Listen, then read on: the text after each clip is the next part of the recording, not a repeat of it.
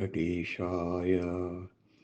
శ్రీమహాగణాధిపతయే నమః. శ్రీరామకృష్ణగురవే నమః. స్తవ్యస్తవ ప్రియస్తోత్రం స్తుతిస్తోతారణప్రియః పూర్ణః పూరయితా పుణ్యః పుణ్యకీర్తిరనామయః. శ్రీ విష్ణు సహస్రం 73వ శ్లోకంతో నామస్మరణ చేసుకుని భీష్మ ఉపదేశం వినబోతున్నాం.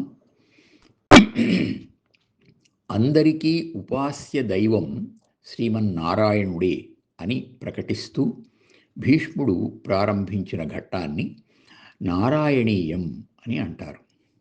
నారాయణ నారద సంవాదంగా భీష్ముడు వివరిస్తున్న సందర్భంలో నారదుని ప్రశ్నకు సమాధానంగా దేవతల కర్తవ్యాన్ని గురించి వ్యాసుడు, అర్జునుని ప్రశ్నకు సమాధానంగా భగవన్నామ అర్థాలను, శివ కేశవ అభేదాన్ని కృష్ణుడు తెలియజేసిన తరువాత భీష్ముడు మళ్ళీ నారాయణ నారద సంవాదాన్ని కొనసాగించాడు. ధర్మరాజా, నారదుడు శ్వేతద్వీపానికి వెళ్ళి నారాయణుని దర్శించి తిరిగి వచ్చి నరనారాయణులకు నమస్కరించి, మహాత్ములారా, మీ దయతో అద్భుతమైన భగవద్ దర్శనాన్ని పొందాను.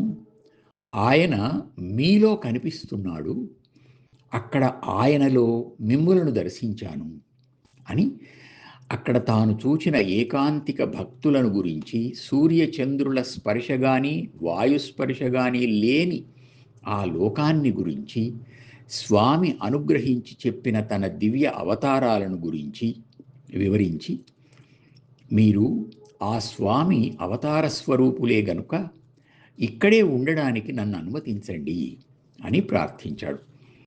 వారు సాదరంగా అనుమతించగా అనేక దివ్య సంవత్సరాలు అక్కడే ఉండి ప్రశాంత స్థితిని సాధించి తరువాత హిమాలయాలలో ఉన్న తన ఆశ్రమానికి వెళ్ళి అక్కడ దేవతలు, మునులు మొదలైన విశిష్ట వ్యక్తుల పూజలు అందుకుంటున్నాడు అని భీష్ముడు చెప్పగా, నారదుడు, వ్యాసమునేంద్ర, హయగ్రీవుడు బ్రహ్మదేవుడికి సాక్షాత్కరించాడు అని చెప్పారు.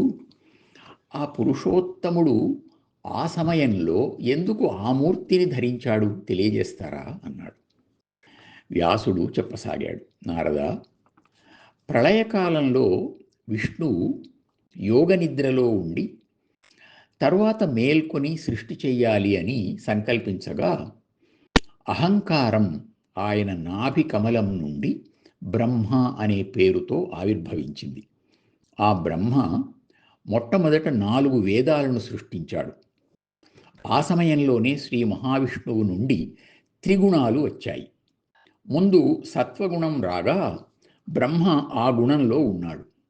తరువాత వచ్చిన రజస్తమో గుణాలు రాక్షస ఆకృతులు అయ్యాయి. అప్పుడే మధుకైటభులు అనే రాక్షసులు పుట్టి వేదాలను అపహరించి బంధించి రసాతలంలో పడవేశారు.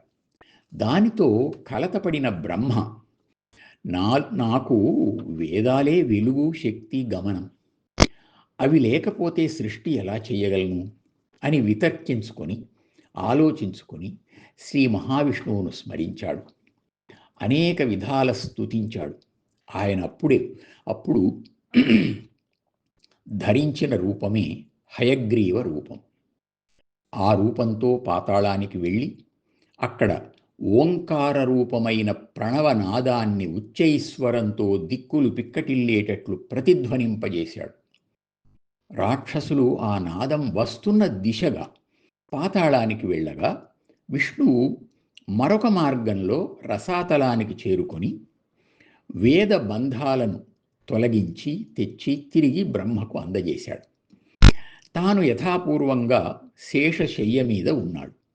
అప్పుడు ఆ రాక్షసులు తిరిగి వచ్చి చూచి తాము పెట్టిన చోట వేదాలు లేకపోయేసరికి మరింత కోపించి అంతటా కలియదిరిగి విష్ణువును చూచారు. యుద్ధానికి రమ్మన్నారు. ఆయన వారు కోరినట్లుగానే యుద్ధం చేసి వారిని సంహరించాడు. ఆటంకం తొలగిపోవడంతో బ్రహ్మ సృష్టి కార్యాన్ని నిర్విఘ్నంగా కొనసాగించి పూర్తి చేశాడు. అప్పటి నుండి అన్ని మూర్తుల కంటే హయగ్రీవ మూర్తి వేదస్వరూపమై ఉత్తమంగా ఆరాధింపబడుతూ ఉంది.